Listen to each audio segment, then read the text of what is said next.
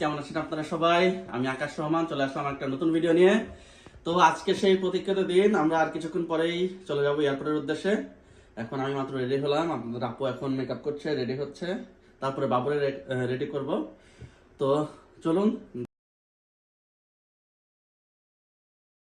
তো গাইস, এই হচ্ছে আমার এয়ারপোর্ট গেট আপ আর আমাদের লাগেজ এখন সব বের করতেছি একে একে। আপনাদের আপু বাবুকে কোলে নিয়ে আছে আর মাহিমা ভিডিও করছে, সুতরাং সব আমাকে একাই করতে হবে। আমরা এখন সব বের করছি, আমাদের গাড়ি চলে আসবে এখনই। বলতে বলতেই আমাদের গাড়ি চলে এসেছে, ওই যে বকুল ভাইয়ের গাড়ি, উনি গাড়িটা ঘোরাচ্ছে। আর এই যে আমাদের আনায়া বাবুর গেট আপ এটা। আজকে খুবই ঠান্ডা, কিন্তু আমরা কোনো জ্যাকেট নিতে পারছি না, ছোট পাতলা পাতলা জ্যাকেট নিয়েছি, কারণ আমাদের আবার বাংলাদেশ থেকে জ্যাকেট কিনে আনতে হবে। তো সেজন্য যাতে লাগেজে জায়গা হয়, এজন্য আমরা বেশি একটা ভারী জ্যাকেট আজকে নেইনি। তো আমাদের গাড়িতে মাল ওঠানো শেষ, এখন আমরা রওনা দিব। এখন বাজে ৫টা, আমরা হয়তো ৬টার মধ্যে চলে যেতে পারবো। বকুল ভাইয়া সবকিছু দেখে নিচ্ছে। আমাদের টোটাল ৪টা বড় লাগেজ আর ৩টা ছোট লাগেজ, তো ৭টা লাগেজ। বকুল ভাইয়ের গাড়িটা বড় হওয়াতে ইজিলি এটে গিয়েছে। তো এখন আমরা চলে যাচ্ছি ম্যানচেস্টার এয়ারপোর্টের উদ্দেশ্যে। আমাদের এখান থেকে এয়ারপোর্টে যেতে ৪৫ মিনিট মতো সময় লাগে।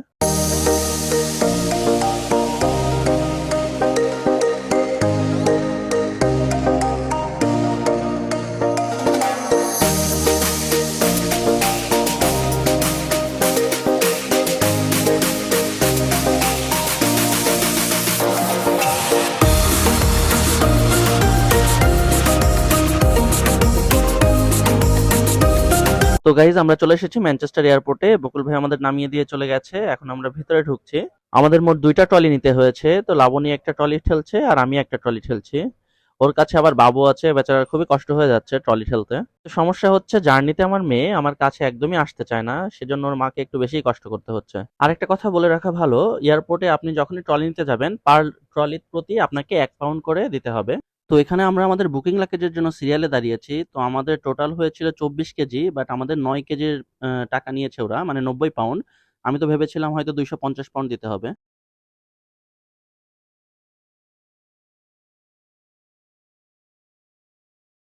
তো আমাদের ইমিগ্রেশন শেষ হয়ে গেল, আমাদের অনেক কিছু চেকিং করার পরে এখন আমরা ইমিগ্রেশন পার করে ভিতরে ঢুকে গেলাম।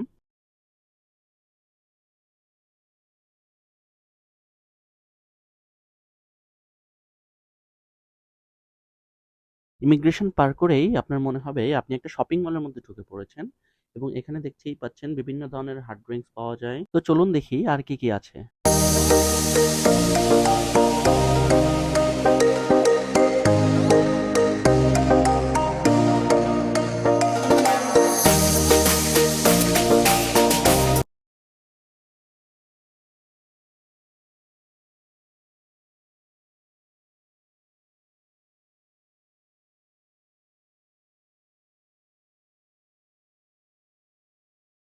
আমি বাবুকে রেখে একটু ওয়াশরুমে গিয়েছিলাম, তাই সে খুবই কান্না করছে। তো এখন আমরা রেস্ট করে নিচ্ছি এবং আমাদের ইফতারিটা এখানেই সেরে নিব। ইফতারির টাইমও হয়ে গিয়েছে। আর মাত্র ১ ঘন্টা সময় আছে, এর মধ্যে আমরা আমাদের ইফতারিটা সেরে নিব। তো আমাদের ইফতারিও শেষ হয়ে গেছে এবং আমরা এখন চলে যাচ্ছি গেটের সামনে। আমাদের গেট নাম্বার হচ্ছে 29।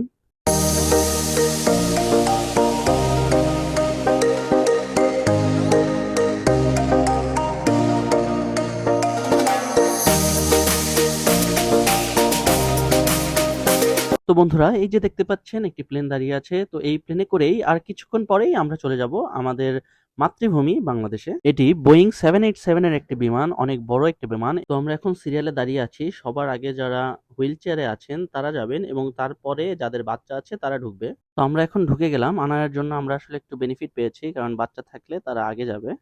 তো প্লেনে ঢুকেই এয়ার হোস্টেসরা আমাদের সিটটা আমাদের দেখিয়ে দিল এবং আমরা বসে পড়লাম। আসলে প্লেনে অনেকটা জায়গা খালি আছে, তো আমরা ৩ জন আরামসে যেতে পারবো মনে হচ্ছে। প্লেনে ওঠার পরে প্রথমেই আমাদের অরেঞ্জ জুস দিয়ে দিয়েছে এবং জুসের স্বাদটা মোটামুটি ছিল ভালো, এবং আমার মেয়ে এর মধ্যেই ঘুমিয়ে পড়েছে। যদিও প্লেনটা টেক অফ করলে ওকে একটা বেসিনেট দেওয়া হবে। তো এই যে বেসিনেট দিয়েও দিয়েছে এবং এর মধ্যে আমার মেয়েটা ঘুম থেকে উঠেও গেছে এবং সে খুবই এক্সাইটেড।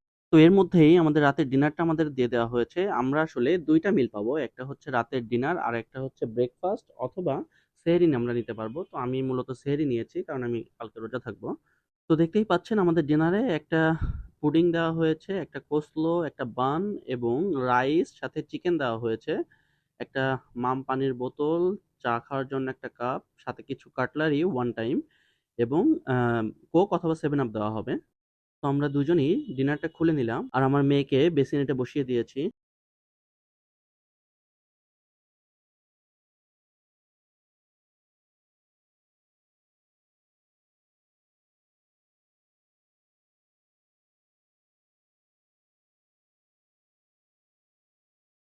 তো এরই মধ্যে আমাদের খাওয়া শেষ হয়ে গেল এবং আমরা ৩ জন এখন বসে আছি। আমার অবশ্য ৩ প্যাকেট নিতে হয়েছে। আমি যখন বাংলাদেশ থেকে ইউকে গিয়েছিলাম তখন আসলে আমি জানতাম না যে এক্সট্রা খাবার নেওয়া যায়। বাট এবার আসলে আমি নিয়েছি। তো আমার ১ প্যাকেটের সাথে আমি আরো ২ প্যাকেট এক্সট্রা নিয়েছিলাম খাবার। আমার আবার ক্ষুধাটা একটু বেশিই লাগে। তো খাওয়া-দাওয়া শেষ করে এখন আমি একটু মুভি দেখছি। তো মুভি দেখতে দেখতেই আমাদের আবার সেহরির সময় হয়ে গিয়েছে এবং যথারীতি সেহরিতেও আমি ঠিক সেম ৩ প্যাকেট খাবার নিয়েছি। তো এবার আসলে আমি ২ প্যাকেট ল্যাম্ব নিয়েছি আর ১ প্যাকেট চিকেন নিয়েছি। সেহরির টাইম আর বেশিক্ষণ বাকি নেই। তো চলুন আমরা তাড়াতাড়ি খেয়ে নেই। তো আমার সেহরি শেষ হওয়ার পরপরই দেখতেই পাচ্ছেন আপনাদের আপুর ব্রেকফাস্ট চলে এসেছে। একটা পুডিং, ডিম, সাথে একটু সিম, একটা পাউরুটি আর কাটলারি, ৪ কাপ বাটার। তো এর মধ্যেই আমাদের প্লেনটা সিলেটে ল্যান্ড করেছে। এই যে দেখতে পাচ্ছেন সিলেটে দাঁড়িয়ে আছে প্লেনটা। আর কিছুক্ষণ পরেই আমরা প্লেন থেকে নামবো ভেবে এক্সাইটেড লাগছে। সিলেটে নামার পরে প্লেনটা ১ ঘন্টার যাত্রা বিরতি থাকে। এর মধ্যে কিছু ডোমেস্টিক কাস্টমার যারা সিলেট থেকে ঢাকায় যাবেন, তো তারা উঠে পড়ে এবং যারা ম্যানচেস্টার থেকে সিলেটে এসেছেন তারা নেমে পড়ে। তো সিলেটে যাত্রী নামানো এবং ওঠানোর পরে আবার প্লেনটি আকাশে উঠেছে। দেখতেই পাচ্ছেন আমরা মেঘের উপর দিয়ে যাচ্ছি। কত সুন্দর লাগছে নিচের দৃশ্যটা। সিলেট থেকে ঢাকা যেতে মোট ৪৫ মিনিট মতো সময় লাগে। তো বেশিক্ষণ লাগবে না আমাদের ঢাকায় পৌঁছাতে।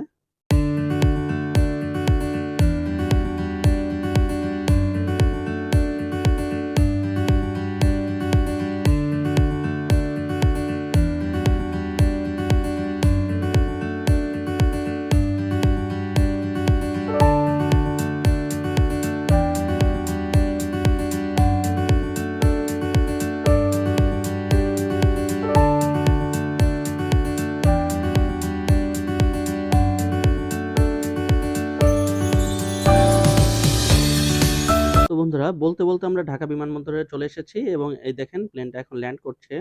ল্যান্ড করার সময় আসলে একটু ঝাঁকি লাগে। তো তখন বলে দেয় যে সিট বেল্টটা বাঁধার জন্য। ভেবেই খুব শান্তি লাগছে যে আর কিছুক্ষণ পরেই আমরা বাংলাদেশের মাটিতে পা রাখবো। ২ বছর ২ মাস পরে আমরা চলে আসলাম আমাদের দেশে। আসলে নিজের দেশের ব্যাপারটাই একটু অন্যরকম।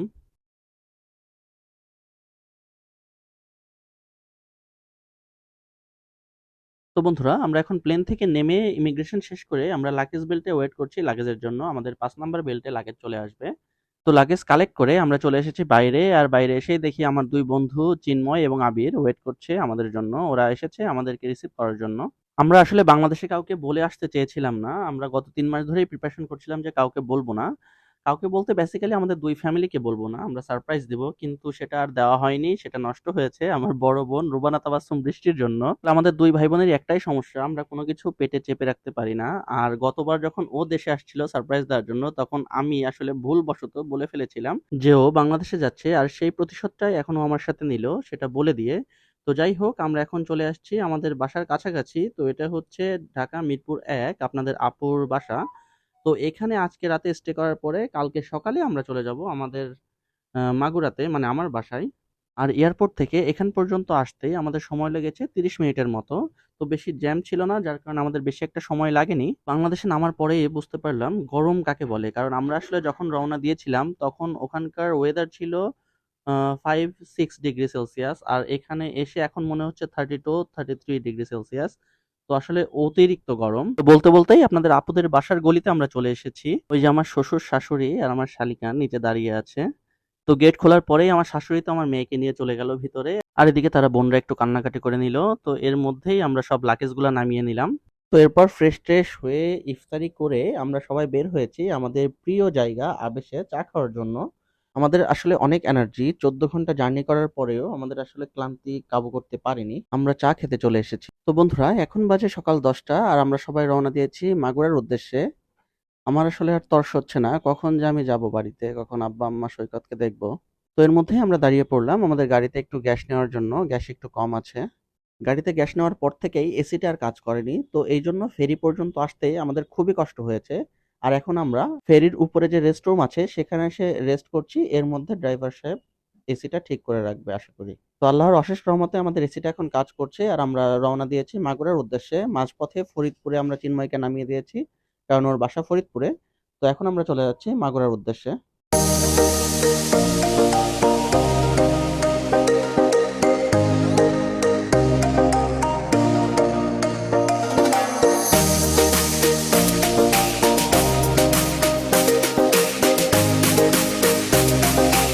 তো বন্ধুরা, ইতিমধ্যে আমরা মাগুরাতে প্রবেশ করেছি এবং এখন আমাদের গলিতে গাড়িটা ঢুকছে। আমার আব্বা আম্মা সবাই নিচে দাঁড়িয়ে আছে।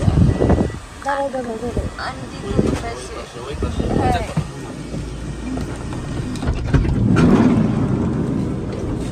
মস্ত মস্ত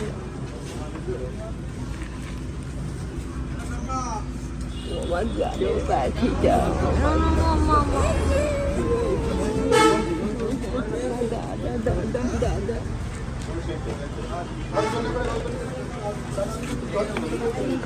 আমাদের তো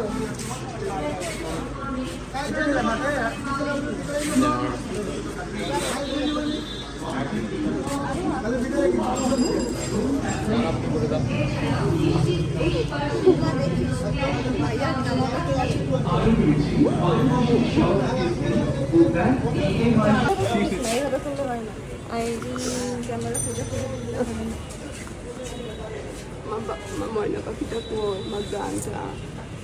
ঝাড়া রাস্তা বহুত গাহিল গেছে।